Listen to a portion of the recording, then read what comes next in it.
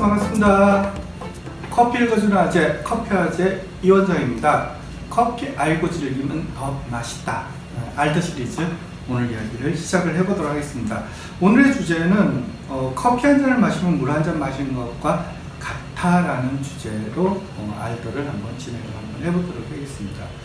그 물은 건강에 있어서 굉장히 중요한 요소 중에 하나입니다. 우리 몸속에 어떤 산소와 영양소를 공급을 해주고 노폐물도 배출해주고 체온도 유지를 해주고 신진대사를 활동을 촉진해준다든가 아니면 면역을 강화해주듯이 몸에서의 물은 굉장히 중요합니다. 대부분 이제 우리 몸을 구성하는 그러니까 우리 몸 전체에서 물이 차지하는 비율이 한 65%에서 한 70% 정도라고 보통 얘기를 하는데요. 우리가 아기일 적에는 거의 90%가 물이라고 얘기를 합니다. 그렇게 그럴 정도로 우리 몸은 물로 만들어져 있습니다. 그래서 우리가 물을 자주 마시고 충분히 마시는 게 몸에는 굉장히 몸의 건강에는 굉장히 중요합니다. 근데 커피를 마시잖아요. 커피를 마시면은 커피 안에 있는 카페인이 들어왔을 적에 몸에 들어왔을 적에 아드레날린 분비하고 혈액순환을 촉진, 그다음 혈관 축소와 혈압 상승, 그 다음에 체지방을 연소하고 이뇨작용하고 노폐물을 배출하는 어떤 특징이 있는데요. 이 카페인에 의해서 몸에 있는 수분이 배출되게 됩니다. 그래서 이제 대부분 이제 커피 한 잔을 딱 마시잖아요. 그러면은 물 한 잔을 마셨다고 생각하시는데 실제적으로 마시는 물도 있지만은 커피에 있는 카페인에 의해서 몸 밖으로 어느 일정량의 물이 배출이 됩니다. 실제적으로 이제 실험을 해보면은 마신 물보다는 배출되는 물의 양이 적다고는 하는데요. 우리가 커피를 현명하게 마시는 법이라 해갖고 커피를 마실 적에 커피 한 잔을 마시면은 마셨던 잔에다가 물 한 잔을 따라갖고 마셔주는 게 좋다고 말씀을 드립니다. 실질적으로 이제 우리가 유럽을 여행을 하다 보면요. 유럽이라든가 미국도 그렇고, 가까운 동남아도 그런데요. 우리나라에서는 이제 물을 주는 게 굉장히, 쉽게 줍니다. 저희들이 이제 식당 같은 데를 방문했을 적에, 먹는 물 한 잔 주세요. 그러면은 부담 없이 주는데요. 유럽이라든가 아니면 다른 나라를 이제 여행을 하다 보면은 공짜로 주는 물이 거의 없습니다. 물은 무조건 사 먹어야 됩니다.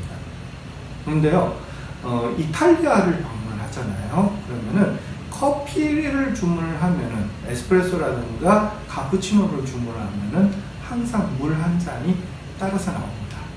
근데 이게 사실은 건강을 위해서 나오는 물은 아니고요. 이탈리아에서 나오는 물은 커피를 마시고 난 다음에 입을 헹구라고 나오는 물입니다.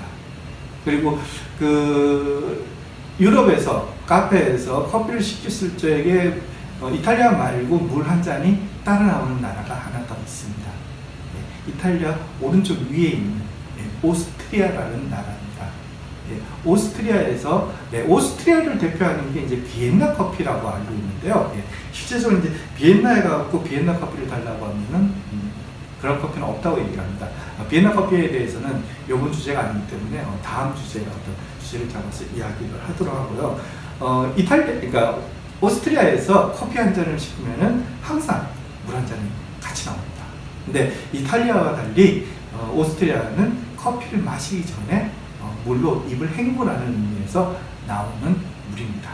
그래서 우리가 이제 커피를 건강하게 즐기려면은 이제 일단은 물 한 잔을 먹고 동일한 분량의 물 한 잔을 같이 먹어주는 게 굉장히 좋습니다. 그걸 이제 습관화들여 놓으면은 몸에 있는 수분이 부족해지지는 않습니다.